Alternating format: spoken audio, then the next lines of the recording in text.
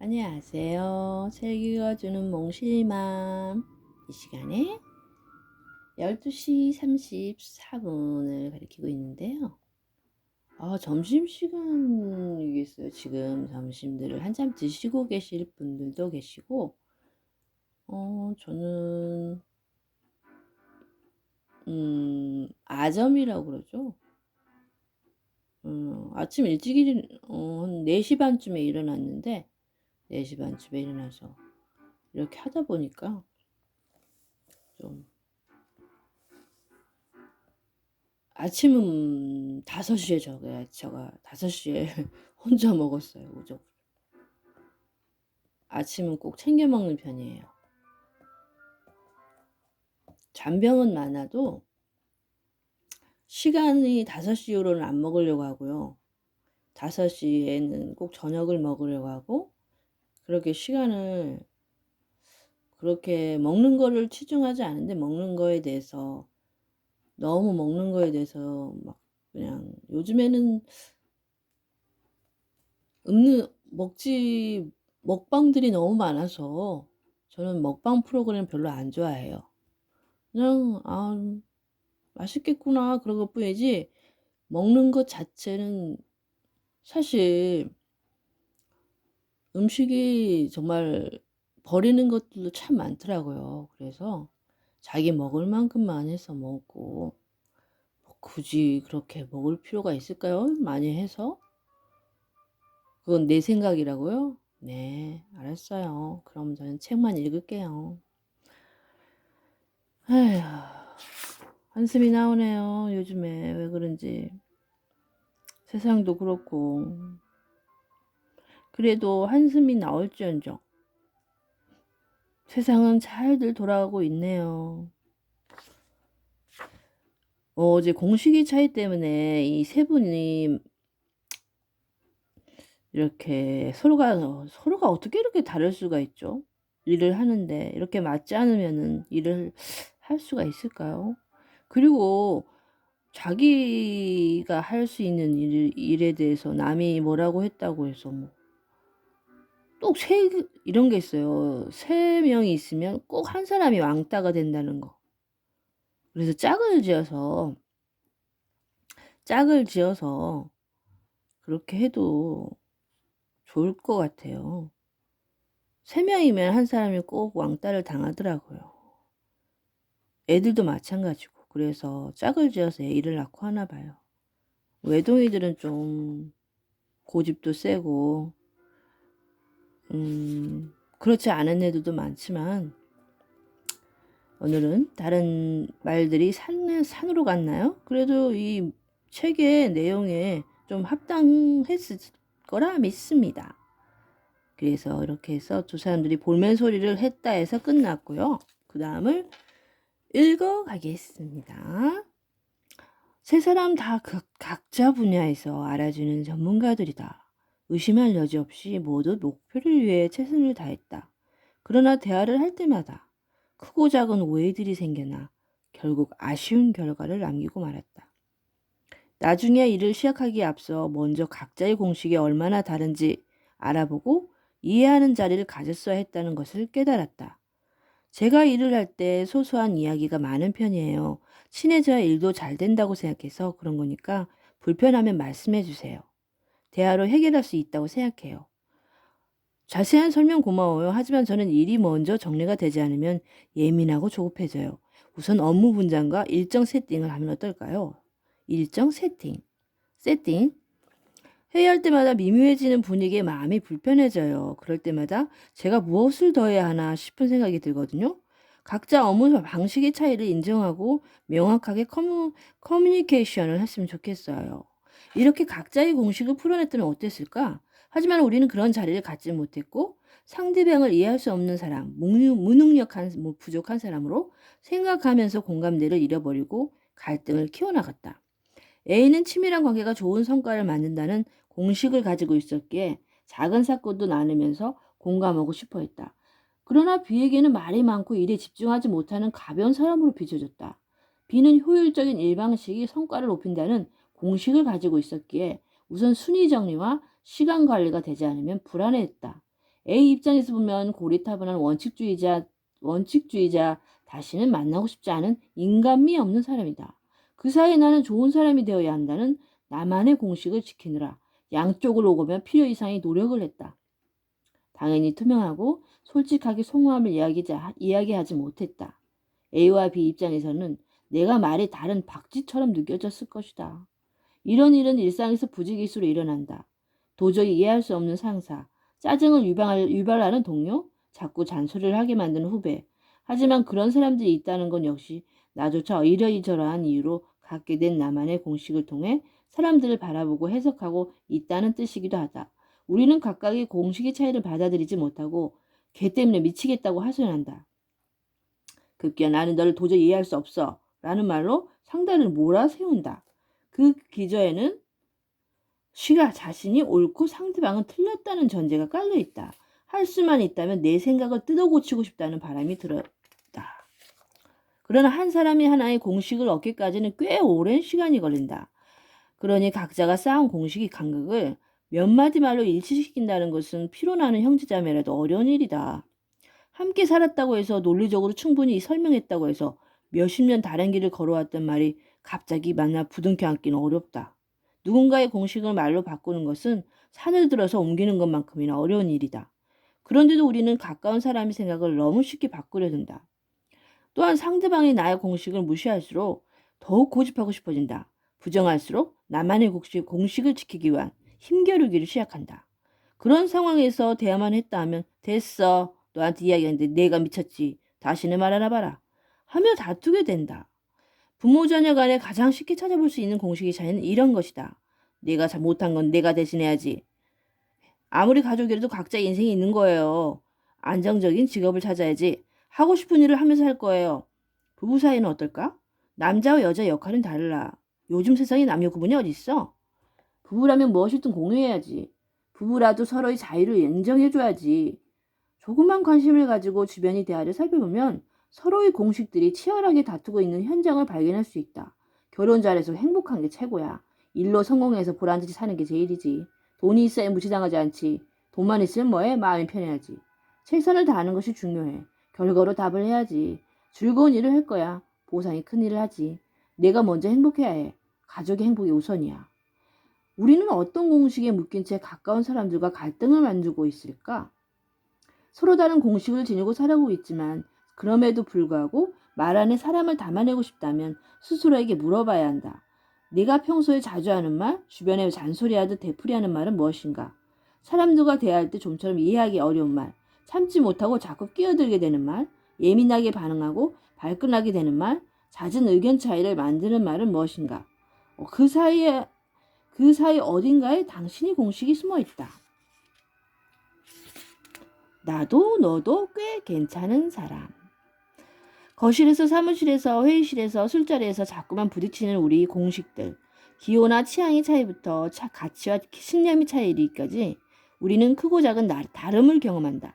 그리고 다른 사람과 의견이 충돌할 때 보통 사람들은 대개 아래와 같은 두 가지 자세를 취한다. 무시하거나 강요하거나.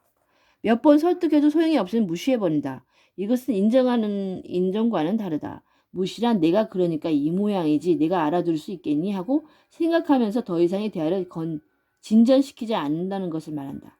속으로는 두고 봐라 누구 말이 맞는지 하면서 반면에 강요하기란 나의 생각이 옳다는 것을 증명하기 위해 무조건 밀어붙이는 방식이다.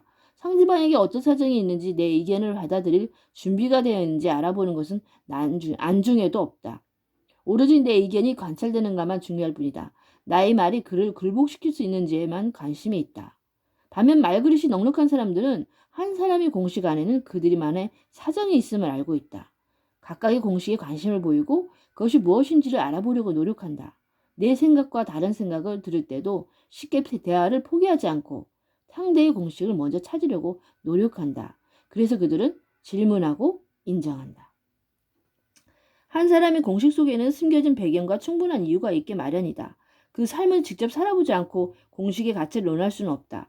따라서 말그릇이 큰 사람들은 좁힐 수 없는 차이를 자연스럽게 받아들인다. 대화를 진전시키기 위해서는 먼저 상대방의 공식이 무엇인지 그렇게 생각하게 된 이유가 무엇인지에 대해 관심을 가져야 한다는 것을 알고 있다. 상대방의 세계로 들어가지 않고서는 어떠한 말로도 영향력을 끼칠 수 없음을 기억한다. 따라서 다음과 같은 질문을 즐겨서 행한다. 그렇게 생각하는 이유가 뭐야? 구체적인 계기가 있었어? 내 결정에 영향을 준 기준은 뭐야? 질문을 통해 내막을 듣게 되면 동의할 수는 없을지라도 인정할 수는 여유가 생긴다. 나도 그렇게 생각해라고 말할 수는 없어도 그런 사정이 있었구나. 내 입장에서는 그렇게 생각할 수 있었겠네 하며 인정해주는 것은 가능해진다. 내게도 나름의 공식이 있듯이 타인에게도 고유의 공식이 있다는 것을 받아들이게 된다. 그러니 자신의 생각을 이야기하더라도 강요하지 않는다. 강요하지 않는다. 조언은 하지만 밀어붙이지는 않는다. 하지만 나의 결정이나 선택은 옳고 너희 판단은 부족하다는 생각을 품고 있으면 타인의 공식을 배려하기 어렵다. 너는 아직 멀었어 하고 무시하는 마음을 갖고 있다면 아무리 이와 같은 질문을 사용한다고 해도 달라지는 것은 없다. 타인이 말을 담는 그릇이 넉넉하려면 한 가지 공식에 묶여 있지 않고 자유로워야 한다. 소신 있게 의견을 제시하되 그것이 관점에 따라 충분히 다르게 해석될 수 있다는 것을 이해해야 한다. 내게는 값진 보석이지만 타인에게는 발의 차이는 돌덩이가 될 수 있다는 것. 혹은 그 반대의 상황이 되기도 한다는 것을 받아들여야 한다. 그것을 알아야만 크고 작은 차이들을 조정하고 갈등을 통합해 나갈 수 있다. 차이는 분명 갈등을 만들어낸다. 우리는 죽는 날까지 그것을 피할 수 없다. 그러나 우리가 마주하는 수많은 공식의 차이가 결국 인간성과 우열의 차이가 아니라 경험과 공식의 차이라는 것을 알면 한결 마음이 부드러워진다. 교류 분석, 이론을 보면 사람이 사람을 대하는 방식에는 크게 OK 방식과 not OK 방식이 있다고 설명한다. OK 방식이란 상대방에게도 이해받을 만한 동기가 있고 잘해내고 싶은 욕구가 있으며 최선을 다하고자 하는 실행 의지가 있다는 것. 즉 상대방을 꽤 괜찮은 사람으로 생각하는 태도를 말한다. 반대로 not OK라는 방식이란 받아들일 수 없는 이유를 대면서 변명하고 나태하고 게으른 태도를 가지고 있으며 실행력 없고 무능력한 사람으로 상대방을 바라보는 태도를 뜻한다. 즉 상대방을 미리 별로인 사람으로 규정해버리는 것이다. 그리고 대부분의 사람들은 너무나 자연스럽게 자신은 OK 방식으로 바라보면서 상대방은 난 OK로 바라본다. 내가 할 수 있겠어? 다 너 때문이야. 그런 줄 알았어. 걔가 원래 좀 그래. 뭐가 달라지겠어? 이런 태도를 가진 사람들은 나의 경험과 지식을 지나치게 신뢰하고 그것에 대해 의심하지 않기 때문에 상대방의 공식을 터무니없는 것으로 취급하기 쉽다. 그러니 질문을 하지 않고 경청하지 않는다. 혹여 질문을 하더라도 이미 답이 정해진 유도 질문이거나 자신의 생각을 강요하기 위한 시험 질문인 경우가 많다. 반면 상대를 OK 방식으로 바라보는 사람들은 이런 말을 즐겨 사용한다. 잘해보고 싶었을 텐데 속상하겠네. 우리가 함께 책임져야 할 일은 뭘까? 앞으로 더 해보고 싶은 게 있니? 무슨 사정이 있었을 거야. 내게 말해줄 수 있니? 어떻게 도와주면 될까? 당신이 공식도 타인의 공식도 만들었을 당시에는 그럴 수밖에 없는 이유가 있었다. 힘든 상황에서 버티고 살아남기에 다시는 같은 실수를 반복하지 않기 위해 우리는 자신만의 공식을 만들어낸다. 타인의 눈에는 부족하고 부적절해 보일 수 있지만 감히 비난하고 몰아세울 일은 아니다. 어제보다 괜찮은 사람이 되어간다는 것은 완벽해지고 있다는 것 뜻이 아니라 나도 not okay에서 방황하는 시간보다 okay에서 머무르는 시간을 조금씩 늘려간다는 뜻이 아닐까? 그렇기 위해서 다양한 공식을 가진 사람들과 어울리면서 선입견을 조금씩 부수는 게 좋다. 그러한 시도를 두려워하지 말자. 불편함 뒤에 있는 다양함을 즐겨보자. 삶의 반경을 넓혀주는 다양한 책들을 가까이 해보자. 그것이 결국 나도 너도 괜찮은 사람이야 라고 고개를 끄덕일 수 있게 도와준다. 그것이 당신이 말그릇을 키우는 자양분이 된다. 오케이. 정말 오케이 방식으로 살아야겠어요. 잘해보고 싶었을 텐데. 속상했겠네. 이 말이 참 와닿네요. 잘해보고 싶었는데 안 됐을 때 얼마나 속상하겠어요. 그렇게 누가 이렇게 토닥거려주면서 잘해보고 싶었을 텐데 속상했겠네 하면서 이렇게 해주면 얼마나 정말 위로가 너무 확 닿을 거예요. 다음은 도무지 이해할 수 없을지라도 물론 상대방의 공식이 비상식적으로 느껴지는 순간들도 있다. 저렇게까지 해야 하나? 수준이 저것밖에 안 되나? 하고 생각하게끔 만드는 순간들. 그러나 그마저도 어쩔 수 없는 사정에 의한 것임을 알게 되면 마음이 조금은 누그러지게 된다. 어느 책에서 읽었던 실제로 미국에서 일어났던 미담을 소개하려고 한다. 이야기는 이렇다. 한 남자가 톨게이트에서 다음 차의 통행료를 대신 내주었다. 그랬더니 앞차에서 이미 짐을 했다는 이야기를 들은 뒷차의 운전자 역시 주저앉고 다음 차의 통행료를 대신 내주었고 그 행렬이 꽤 오래도록 지속됐다는 내용이다. 이 이야기를 듣고 있었던 나의 지인은 용감하게도 그 선행을 직접 실행해 보기로 결심했다. 용인 주변이 한 톨게이트. 그는 설레는 마음으로 다음 차의 통행료를 대신 지불했다. 과연 다음 차도 그와 같은 선행을 이어갈 것인가? 책에 나왔던 미담처럼 이 선행도 훈훈한 일화로 남게 될 것이다. 그렇게 통행료를 대신 지불하고 앞서가고 있는데 갑자기 톨게이트를 빠져나온 뒤 차량이 경적을 울리며 쫓아오더라는 것이다. 할 말이 있으니 속도를 낮추라는 신호 같아서 차량이 뜸해진 틈을 타 옆으로 붙는 그 차량과 보조를 맞추었다고 한다. 그랬더니 상대방이 창문을 내리라는 수신호를 보냈고 그가 미소를 지으며 창문을 내리자마자 상대편 운전자가 이렇게 소리쳤다. 이거 좀 욕을 좀 써도 될까요? 야, 이 새끼야. 내가 뭔데 돈을 내줘? 어디서 돈 자랑이야? 오마이 가시네요. 순식간에 통행료 900원을 내주고 돈 자랑하는 나쁜 놈이 되었다. 지인은 너무 당황한 나머지 사과하고 도망치듯 그 자리를 피했지만 운전하는 내내 당황하고 속이 상해서 억울한 마음까지 들었다고 한다. 읽는 사람도 정말 억울합니다. 지금 이게 진짜 이게 여러분 어떻게 생각하세요? 이렇게 진짜 생각이 짧은 사람들이 있구나. 나의 지인에게 욕을 퍼부은 그 사람은 타고난 성격이 원래 괴팍한 걸까? 아니면 그날 유난히 힘들어서 감정 조절이 안 된 것일까? 이유야 알 수 없지만 그의 말을 통해서 그가 얽매여 있는 공식에 대해 조심스럽게 추측해 볼 수는 있다. 아마도 그는 과거의 돈 때문에 심한 상처를 받았거나 다른 사람이 도움을 받는 것과 관련한 일로 자존감을 다쳤을지 모른다.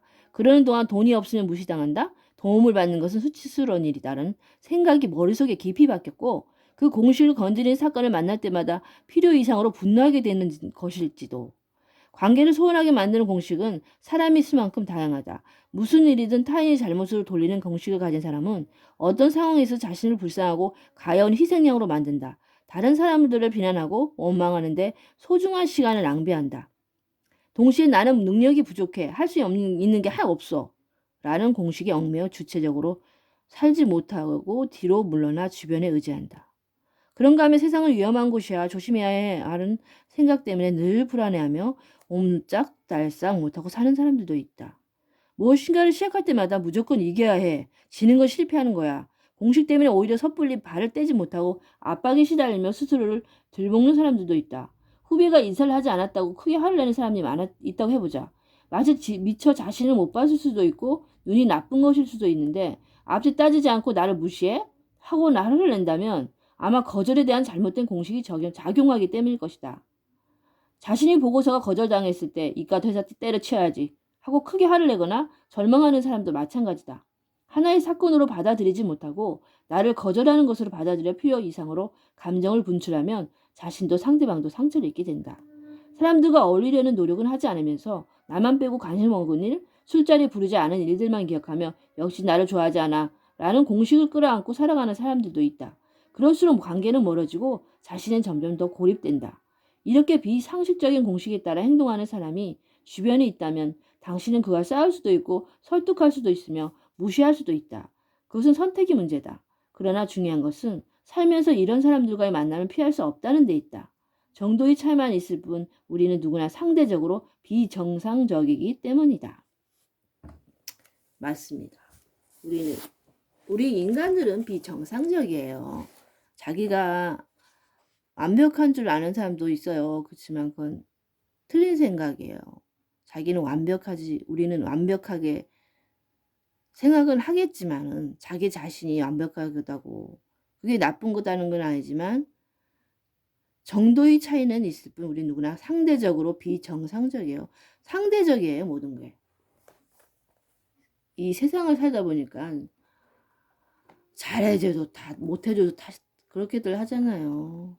넉넉히 오늘도 넉넉히 이겨가는 삶, 승리하는 삶, 그리고